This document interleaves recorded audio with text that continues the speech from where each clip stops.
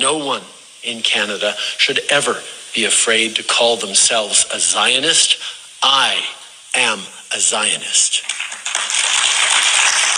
I guess now that the US is being horrid, Canada has to get their protection and their safety from some other nation. And what makes sense the most is the dude that is going to retire anyway, so he doesn't have to face any type of consequences in the future, pledging allegiance to the cause of that nation that is basically in control of the US at this point. Also, in the way he was speaking, he was equating Zionism to Judaism, which could not be further from the truth. There are countless Jewish people out there who reject Zionism. Pretending that both of these things are just one and the same is the actual anti-Semitism here. There is something very eerie when you have this entire room of people clapping for this guy who's like, oh, I am Zio. When you know that the people who believe in this ideology are using it to actively commit a genocide right this second. And those are not just my words, those are the words of Amnesty International, those are the words of Human Rights Watch. Countless UN officials have said the same. Those are the words of every single medical professional going into Gaza and treating these people. Those are the words of countless human rights organizations all over the world. Their actions are the reason why the ICC has issued out an arrest warrant. The ICJ is actively investigating them for genocide. They have been officially declared an apartheid state. Other countries who have gone through colonization, who have gone through apartheid, who have gone through genocide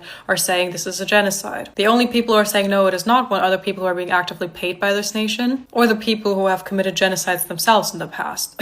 Germany. For whatever reason, instead of, actually listening to international law, instead of actually listening to victims of genocide who actually know what it looks like, we're supposed to listen to the people who are guilty of genocide themselves. Because they apparently know better than everybody and anybody else. We had the current German Chancellor Olaf Scholz say that the ICC arrest warrants are unjust. And why does he know that? Because he used to be a lawyer. I guess the people at the ICC, the people at the ICJ, they're not lawyers. They're not, qualified. It's only German men like him who are qualified to be lawyers. I guess Olaf Scholz is the expert on international law now. It's not, other people who have studied this for years. This is the reason why you cannot fall for little edits online where people are trying to make certain politicians look cool. We have seen that in the past with Justin Trudeau because he's, not on the side of the US. People are hyping him up again. We have seen it with Brad Summer and Kamala Harris when in the back, her and her party were committing a genocide. We have seen it with the current Chancellor of Germany, Olaf Scholz, because he said something against Alice Weidel, who is the leader of the right-wing extremist party, which, yeah, great, but it doesn't mean that Olaf Scholz is a good guy. We've even seen it with Joe Biden, who's literally being called Genocide Joe because of his actions. None of these people are on your side. They will never be on the side of the average normal person. They will be on the side of money and on the side of imperialism and on the side of saving their own behinds because of their horrific actions or the actions of the government that they are serving. Their priority will always be money, capitalism, and themselves, not you. The only time they will help you is if you being helped fits in that narrative and is going to help them in the long run. Otherwise, they could not care less about you. And that is what Justin Trudeau just showed.